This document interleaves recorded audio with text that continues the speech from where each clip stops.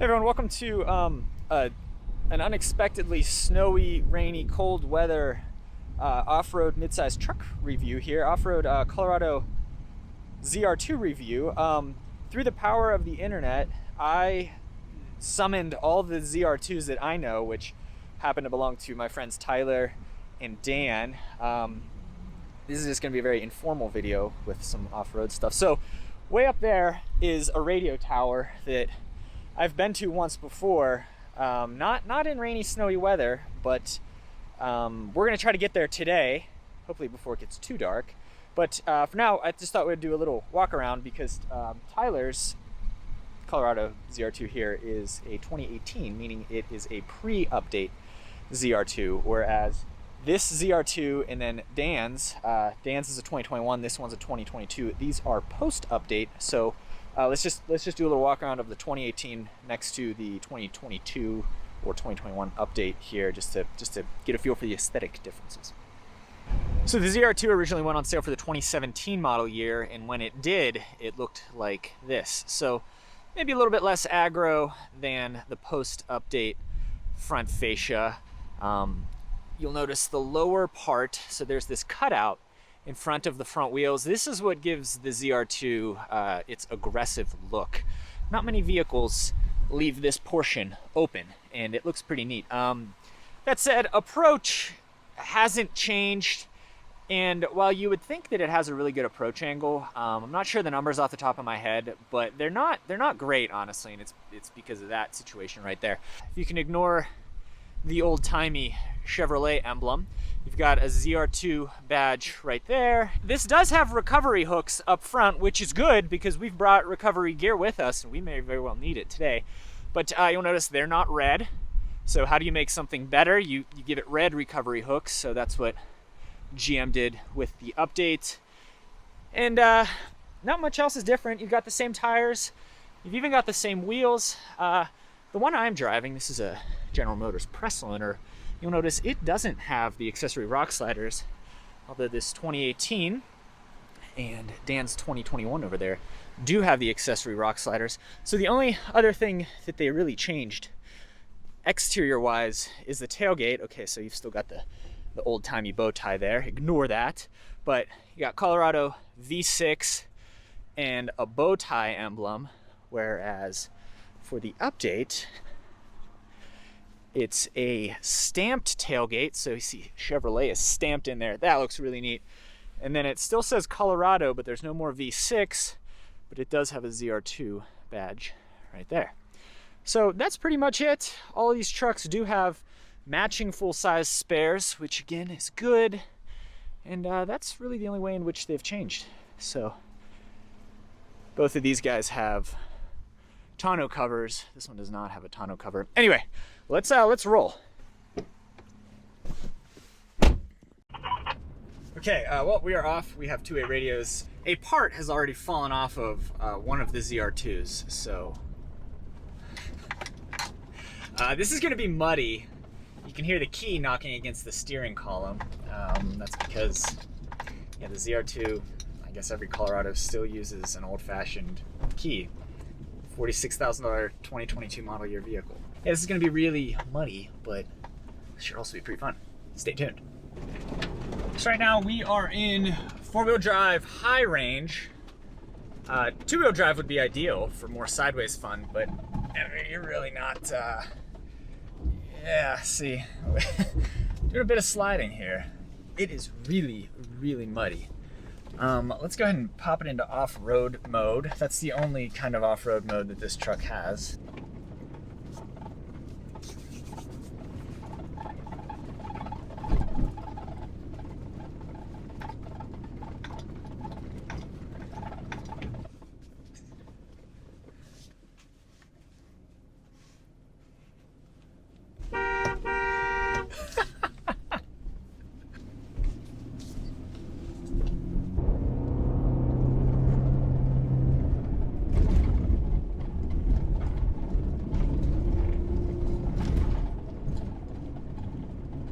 So the suspension definitely feels good.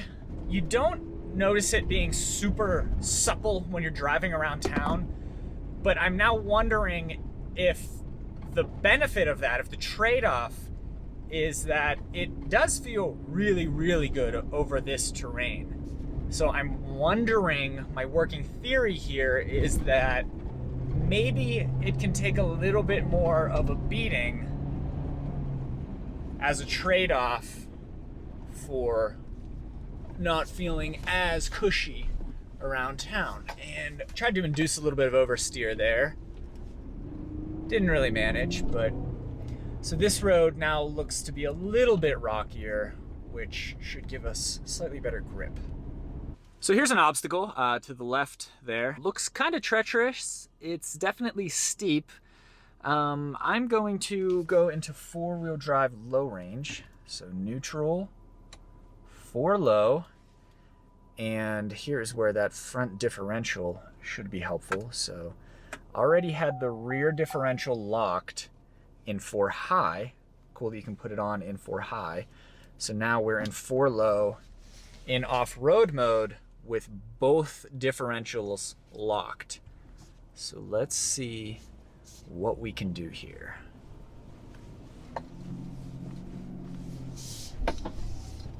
There's a good chance I'll start slipping and then I'll just back down.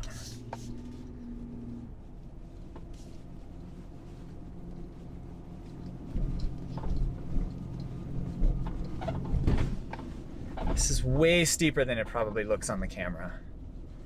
Again, I'm using every off-road feature that this truck has.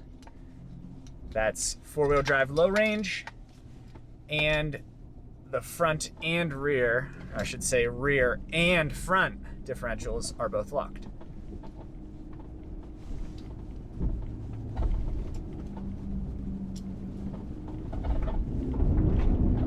And we have lost traction about a third of the way up the hill.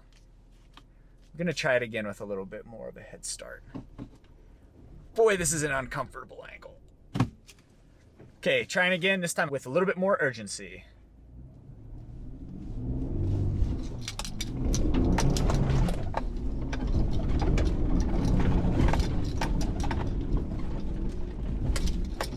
It's giving up. It is giving up, and now we're digging in. So I think that's about it, because it gets a little bit rocky up there. So this is a pretty steep angle. This is definitely a pretty steep angle. Okay.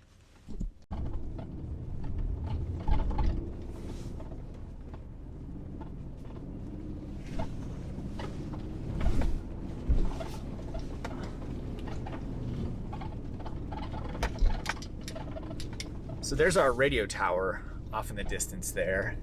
The road stays pretty much like this, like it's kind of a shelf road from here almost the rest of the way. Maybe a little bit more exposed than I think many individuals would prefer given the conditions, but still nothing that I'm too worried about. I haven't slipped much. These Goodyear Wrangler Duratreks are pretty grippy, and they're pretty much brand new. This truck has 3,780 miles on it as we speak.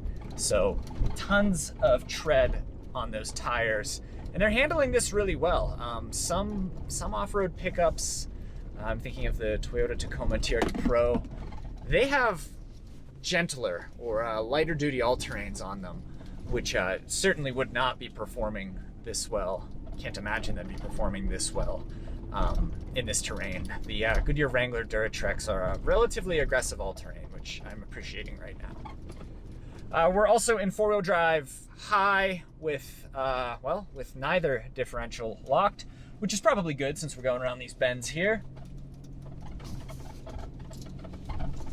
Yeah, it is, there's moisture in the earth and snow on the surface of the road, but if I had my eyes closed, which I'm not about to do, but if I had my eyes closed, I would not guess that there was snow on the road right now.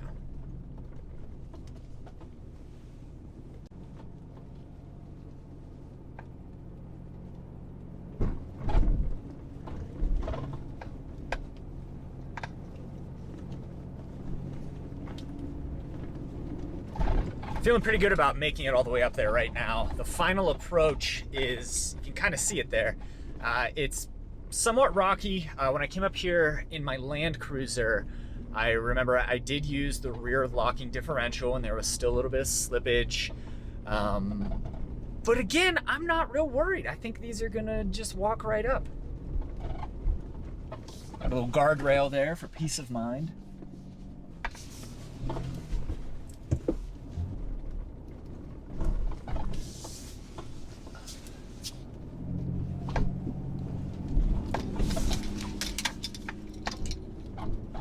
We weren't in off-road mode, now we are in off-road mode.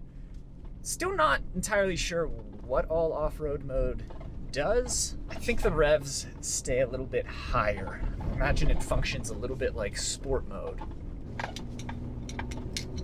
Can still hear the key fob rattling around.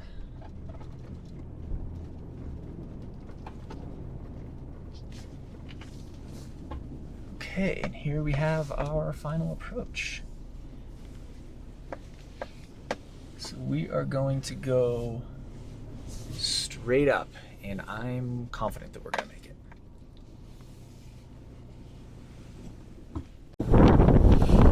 So I'm about to drive up that to the radio tower. This terrain I think is actually working in our favor. So it's like frozen gravel.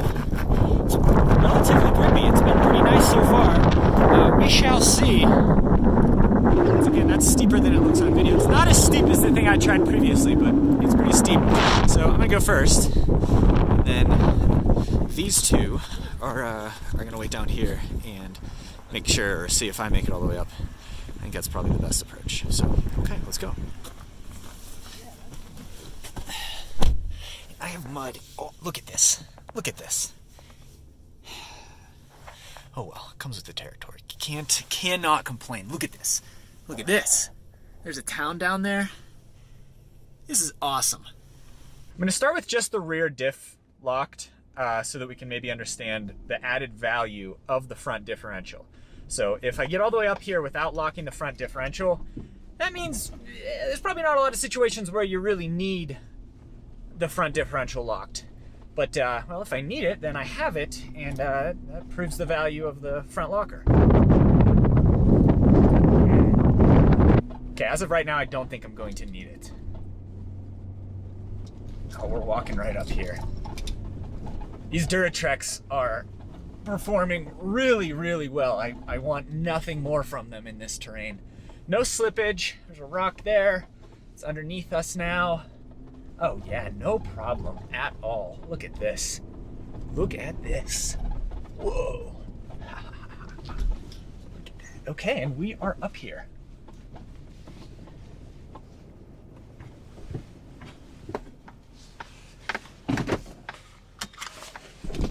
Okay, let's go watch Dan come up. Okay, here comes Dan. He said he's gonna try it in 4 high.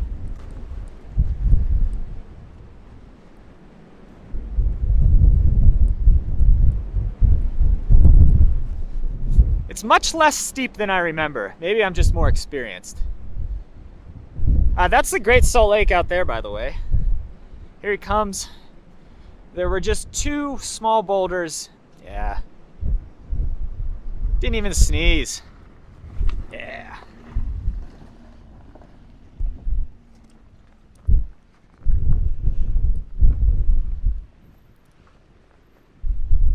This is quietly a beautiful video. Oh, my hat! Alright, well, we made it to the top. You can see conditions required a change of clothing, but the Colorado ZR2 here certainly passes the test. I think what surprises me the most, well, frozen conditions, ground conditions are actually really good right now that things have kind of frozen after the rainstorm that we went through on the way in. So grip was really good, whether it was earth ground conditions or these Goodyear Duratreks. That was pretty great. It's nice to know that I was able to make it up that last approach there with, well, Dan made it up in 4 high, so I was able to make it up in 4 low with just the rear differential locked. It's nice to know that you've still got one more level of defense to go to in that front locker, so that's pretty cool. The shocks here are great. I can't say for sure that they're necessarily better than what you'd get in like a Ranger Tremor or a Tacoma TRD Pro or on, say, a Gladiator Mojave or Rubicon, but they leave very little to be desired. Didn't bottom out at all. Honestly, kind of wish I'd pushed it a little bit harder on the way up here, just to see if we could even sniff the limitations of these Multimatic shocks. But they are good, as are most other shock absorbers at this level. So here we are. That's the sunset. That's west, so Wendover, Nevada. The Bonneville Salt Flats are all out there. I'm up at this radio tower area. I've been up here once before. So the Great Salt Lake, for context, west, Bonneville Salt Flats, Wendover, Nevada, Pacific Ocean, and then Salt Lake City would be somewhere off in the abyss that way. So it's super cold. The wind has died down momentarily, but this has been fun. And yeah, this truck certainly passes the test. It's definitely up to par, to say the least. Thank you for watching. I'm gonna go back in the car now and put the seat heater on. Thanks for watching.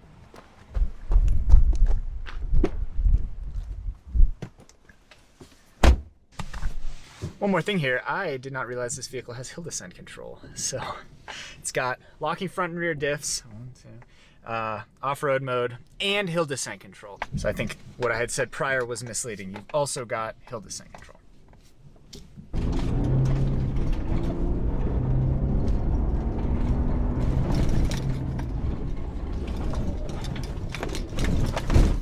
All right, there we go.